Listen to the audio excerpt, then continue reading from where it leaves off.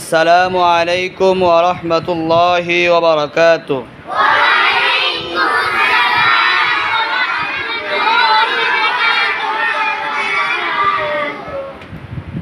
আজকে আমরা সূরাতুল কাউসার মশক করব। কি করব?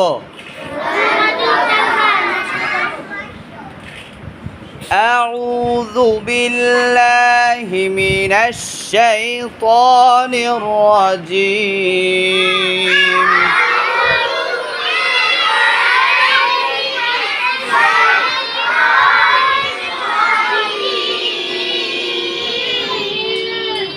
বিসমিল্লাহির রহমানির রহিম।